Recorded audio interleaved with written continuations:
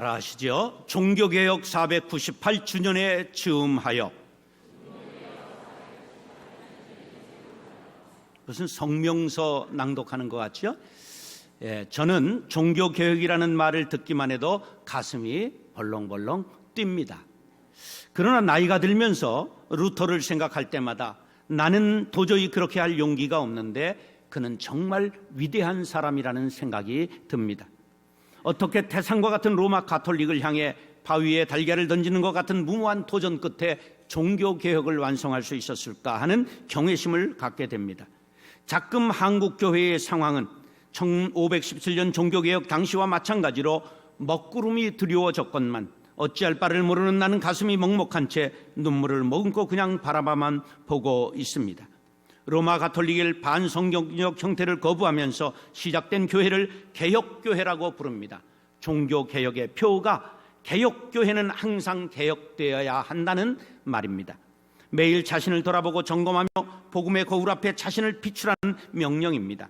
마틴 루터가 종교개혁을 시작한 지 500년이 가까이 되고 한국 선교 130년이 지나가는 이 시점에 개신교는 날마다 개혁하지 못한 채 오히려 세상의 걱정을 듣는 교회가 되었습니다.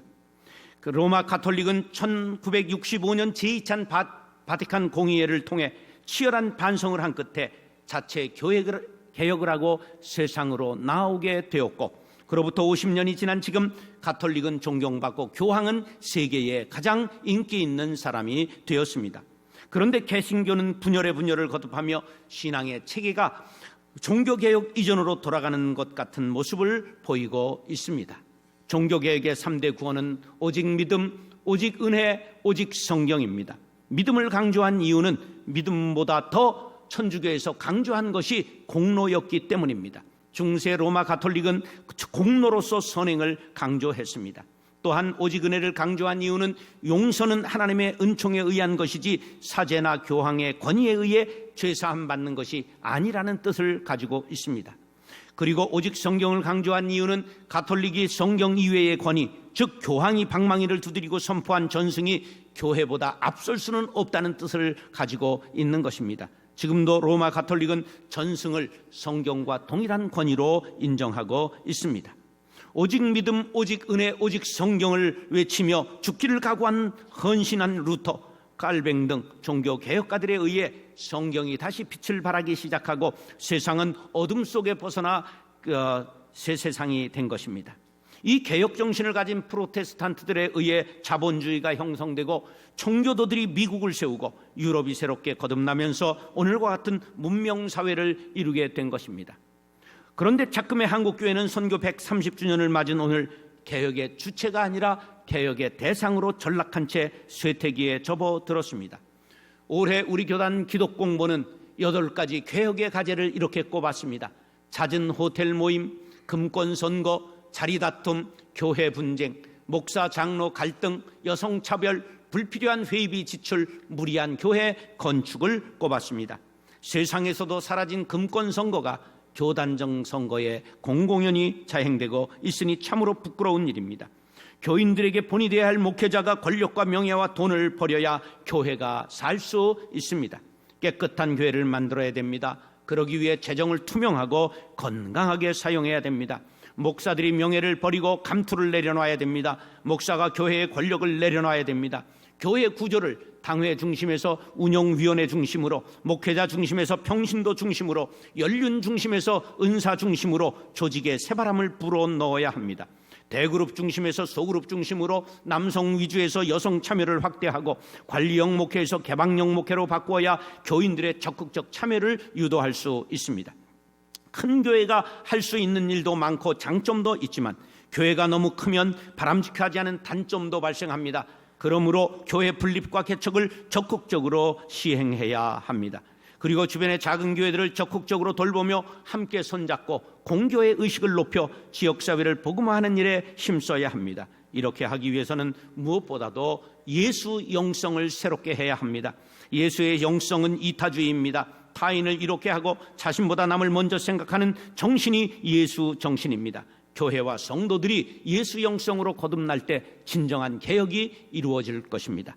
사랑하는 형제 자매 여러분, 오늘 말씀을 상고할 때 종교개혁 정신을 깨닫고 예수 영성으로 충만한 성도들이 될 수 있기를 예수님의 이름으로 축원합니다.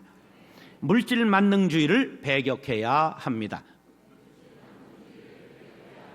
물질주의라고 하는 뜻은 정신적인 가치보다 돈이나 육체적인 쾌락과 같은 물질적인 것을 중요하시는 경향입니다.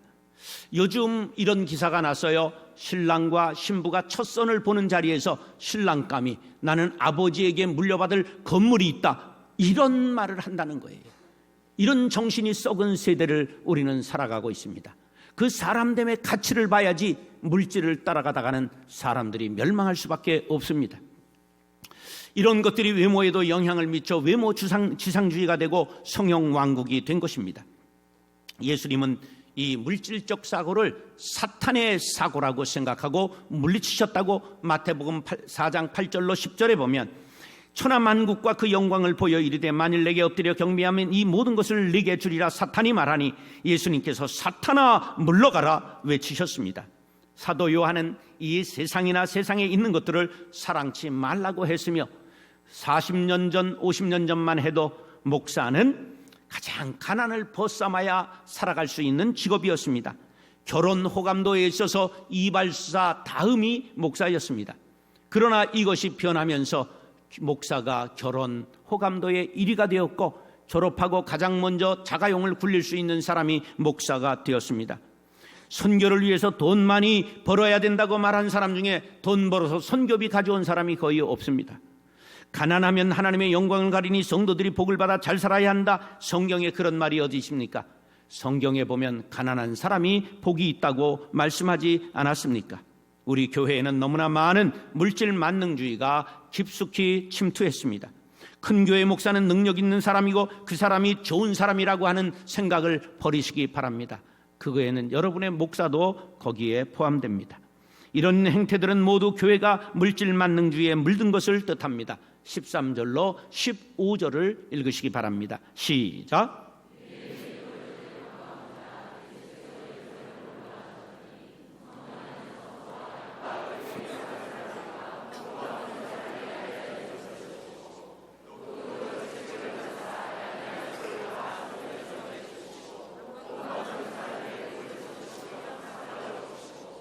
예수님께서 예루살렘 성전 앞에 오셔서 소와 양과 비둘기 파는 사람들과 돈 바꾸는 사람들의 자리를 다 뒤집어 엎으시고 채찍질을 가했습니다. 그 자체가 잘못된 것이 아님을 알아야 합니다. 왜냐하면 재물을 외국에 사는 유대인들이 제사 드리러 올 때 가지고 올 수가 없습니다. 멀리 사는 사람들이 재물을 끌고 올 수가 없습니다. 혹 끌고 온다고 해도 다리에 물집 생기고 상처가 생기면 제사장들이 흠 있는 것이라고 해서 거절합니다. 그러니까 그 앞에서 편의를 위해서 재물들을 팔기 시작한 것입니다. 또 환전상도 이러한 편의에 의해서 생겼습니다. 당시는 로마 화폐를 사용하고 있었는데 로마 화폐에는 황제의 흉상이 새겨져 있었습니다. 이걸 우상 취급했기 때문에 성전세를 반세계를 내야 되는데 이것을 내기 위해서는 유대에 쓰지 않는 화폐로 환전을 해야 됐습니다. 이 환전상들이 이득을 취했다, 그런 말이에요. 편의에 의해서 생긴 것인데 그 뒤에서는 그 자리세를 받는 제사장들이 있어서 착복을 했다, 그런 말이에요. 그것을 아신 예수님께서 그 판을 전부 둘러 엎으신 것입니다. 이 물질 지상주의에 물든 상인들과 배후에 된 제사장들의 판을 깨신 것입니다. 과연 예수님이 지금 이 땅에 우리의 사정을 보신다면 한국교회를 칭찬하실까요? 아니면 판을 둘러 부실까요? 교회 임직자들에게 돈을 받는 행위는 일종의 성직 매매를 생각해 볼 수가 있습니다. 그러므로 우리 교회는 임직할 때 돈을 받지 않습니다. 단지 감사하는 마음으로 감사헌금을 드리라고 권면합니다. 그랬더니 또 감사헌금을 하지 않는 사람도 절반이 되는 것을 발견하고 제가 괴리감을 느껴요. 이게 잘못 가리키는 것은 아닌가? 여러분, 교회가 세금 걷듯이 돈을 걷어서는 아니 되지만 우리는 마땅한 감사를 하나님 앞에 드려야 될 줄로 믿습니다. 돈 없어서 교회 못 간다는 소리가 들리면 안 됩니다. 그러면 교회는 소망이 없습니다. 세상은 자기 목 챙기고 이익 따라 살아갈지라도 교회는 모든 것을 돈으로 계산하고 돈 있는 사람이 우대받는 곳이 되면 안 됩니다. 교회가 성장했다고 목사의 월급이 올라가고 목사가 좋은 차 타고 큰 집에서 산다면 기업과 차이가 무엇이란 말입니까? 교회는 가난한 자의 벗이 되고 소외된 자들의 이웃이 되고 쉴 곳 없는 자들의 안식처가 되고 나그네들의 쉼터가 되어야 하지 않겠습니까? 적어도 교회만은 가난한 자와 부자와 동등한 대우를 받는 천국의 지점이 될 수 있어야 할 것입니다. 이사야 55장 1절입니다. 시작.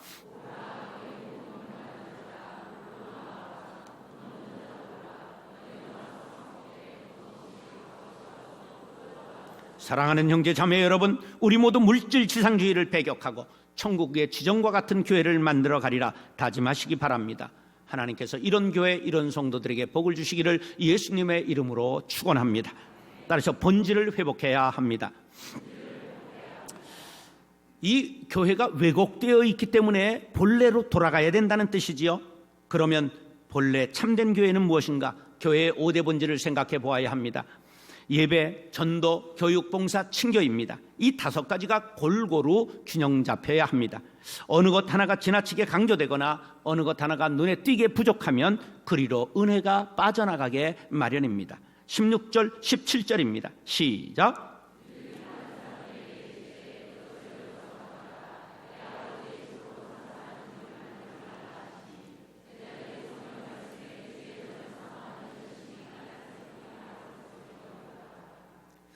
예수님 당시 헤롯 성전은 지금 어느 교회보다 더 화려하고 아름다웠습니다. 수많은 제물로 제사가 날마다 드려졌습니다. 그러나 정작 본질을 상실한 채 껍데기만 화려했던 것입니다. 신령과 진리로 예배드리는 성전이라기보다는 제물을 파는 장사치와 돈 바꾸는 환전상의 놀이터가 되었고 그 뒤를 배를 불리는 제사장들이 있었기에 만민의 기도하는 집이 아니라 강도의 소굴이 되어버린 것입니다.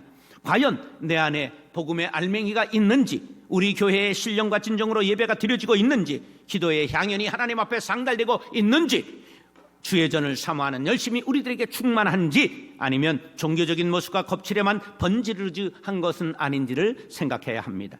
진리가 화석처럼 굳어지고 열심히 율법주의로 변해 바리새인처럼 남을 정죄하고 경건의 모습은 있으나 능력은 상실하지 않은지를 뼈를 깎는 반성이 있어야 합니다.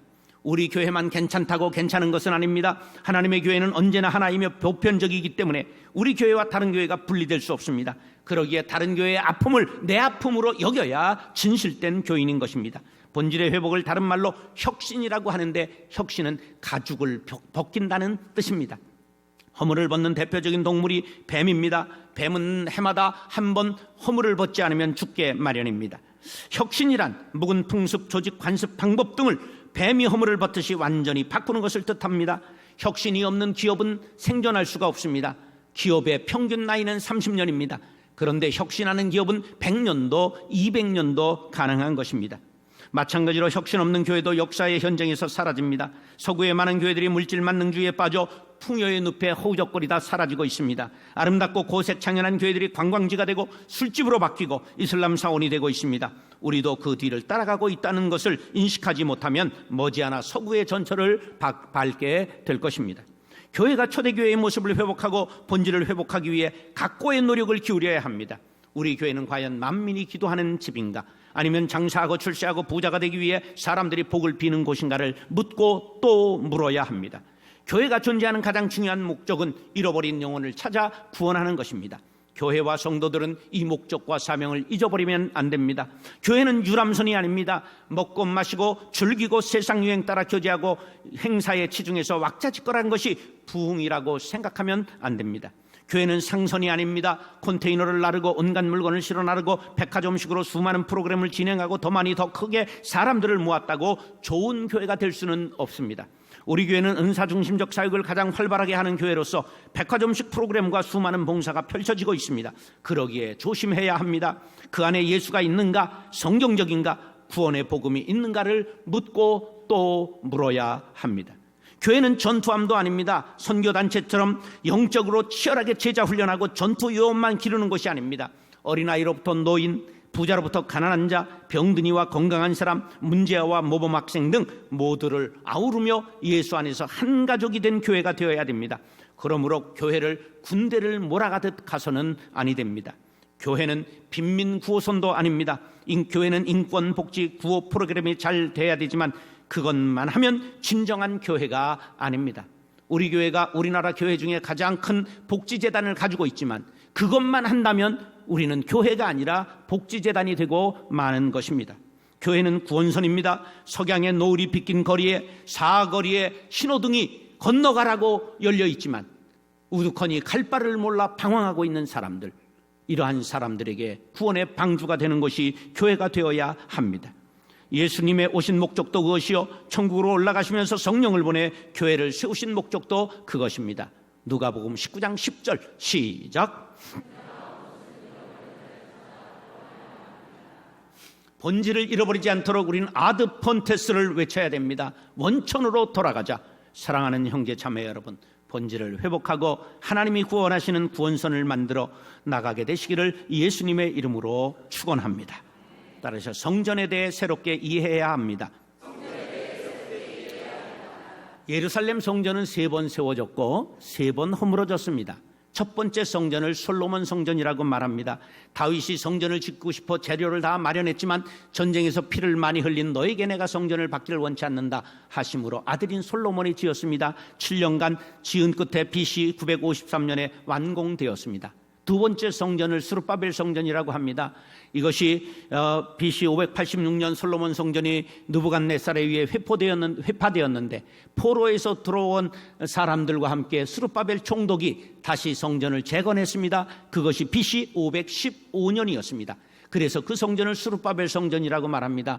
옛 솔로몬 성전과 같이 화려하지는 않았지만 그 유대인들의 꿈과 소망을 주었습니다. 그 성전도 BC 63년에 폼페우스 장군에 의하여 다 회파되고 말았습니다. 세 번째 성전을 헤롯 성전이라고 부릅니다. 헤롯이 BC 20년부터 재건하기 시작해서 자그마치 46년간 지어 예수님이 그 공생의 활동을 시작하실 때 그 성전이 거의 완성되어 있었습니다. 몇 년간 지었다고요? 46년간. 예수님의 예언대로 AD 70년에 로마 장군 티투스에 의해 파괴되었습니다. 성전이 있던 그 자리에 AD 691년에 이슬람 회교도들이 황금 사원을 지었고 지금 이슬람의 3대 성지의 하나가 되어 있습니다. 그런데 이 성전에 대해서 예수님이 알 수 없는 말씀으로 도전하신 것이 18절 22절의 내용입니다. 시작.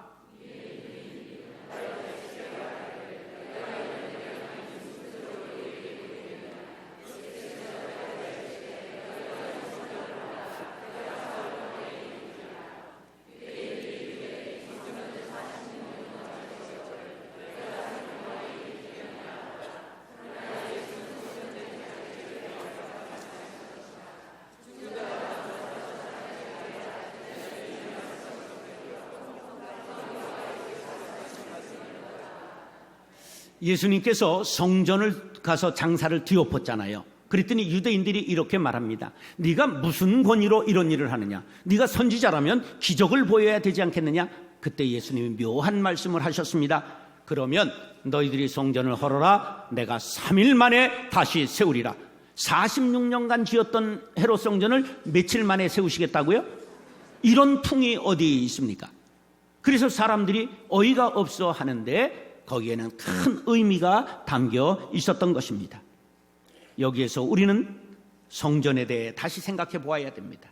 성전은 제사를 통해 하나님을 만나는 것입니다. 이제는 그 성전을 헐어 버리라는 것입니다. 제사 제도를 폐하겠다는 뜻입니다. 이제 동물 제사 없이도 하나님과 대면하고 예배할 수 있는 새 성전을 세워 주시겠다는 뜻입니다. 새 성전이 누구입니까? 예수님을 뜻하는 것입니다. 예수님은 유월절 희생양이 되셔서 전 인류의 죄를 단번에 속해 주셨습니다. 그러므로 예수 믿는 이들은 희생 제사를 다시 지내지 않아도 되는 것입니다. 그 대신 예수 그리스도의 이름을 부르며 하나님 아버지라고 부르며 친백성이 되고 양자가 되어 하나님께 예배하게 되는 것입니다. 그러므로 제사는 예배가 되었고 성전은 교회가 되었습니다. 우리는 교회에 대해서 다시 한번 생각해야 합니다. 교회는 헬라어로 에클레시아인데 우리 세상에서 이렇게 밖으로 불러내었다는 뜻입니다. 그 다음에 히브리어로 카할인데 집회요, 회중이라는 뜻이지 건물이라는 뜻이 어디에도 없습니다. 바울도 말했습니다. 그리스도를 머리로 한 공동체, 우리가 다 몸이 된 것이 교회이다. 이렇게 말했습니다. 교회라는 뜻에는 예수 믿는 사람들과 공동체를 뜻할 뿐 건물의 개념이 전혀 없다는 것을 알아야 됩니다. 지난 50년 교회가 급성장하면서 우리는 대형 건물을 지었습니다. 교회의 참된 모습이 교회인 것으로 착각하게 된 것입니다. 우리는 본질을 소홀히 하게 되었습니다. 교회는 건물이 아닙니다. 왜냐하면 건물에는 생명이 없기 때문입니다. 생명이 풍성해지기 위해서는 부활이여 생명이신 예수 그리스도를 믿으며 성령을 마음에 모신 성도들이 이곳에 가득 차야 그것이 참된 교회인 줄로 믿습니다. 진정한 부흥은 건물을 크게 짓고 많은 사람을 모으는 것이 아니라 성도 한 사람 한 사람의 심령이 부흥하는 것을 뜻하는 것입니다. 참된 교회는 세 가지 방향성을 가지고 있습니다. 위로 하나님을 바라보며 하나님께 영광을 돌려야 합니다. 그리고 밖을 바라보고 세상으로 나아가야 합니다. 하나님은 우리에게 온 땅에 충만하라고 말씀하셨고 아브라함에게는 세상을 나아가 열방을 축복하라고 사명을 주셨으며 우리에게는 세상의 빛과 소금이 되라고 마태복음 5장 13절로 16절에 말씀하셨습니다. 시작.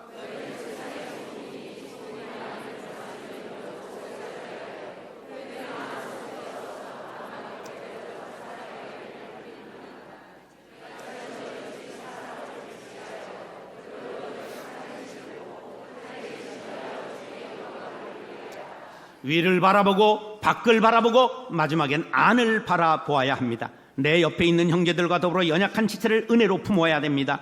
더욱 믿음의 형제들을 돌보아야 합니다. 두루니에는 이런 말을 했습니다. 혼자서 할 수 없는 것이 두 가지 있다. 하나는 결혼, 하나는 그리스도인이 되는 것이다. 그리스도를 머리로 하는 몸이기에 한 지체가 아프면 함께 아파할 수밖에 없는 것이 교회입니다. 교회는 한 피바다 한 몸 되고 그리고 형제여 자매들이 된 가족 공동체임을 기억하시기 바랍니다. 사랑하는 형제 자매 여러분, 성전은 예수님이요 예수님을 모신 사람들이 성전입니다. 보이지 않는 성전을 가진 성도들의 모임이 교회예요. 교회는 하나님을 영화롭게 하며 세상에 빛이 되고 서로 사랑하는 가족입니다. 새로운 교회상을 정립하고 날마다 개혁하는 교회를 이루어가게 되시기를 예수님의 이름으로 축원합니다.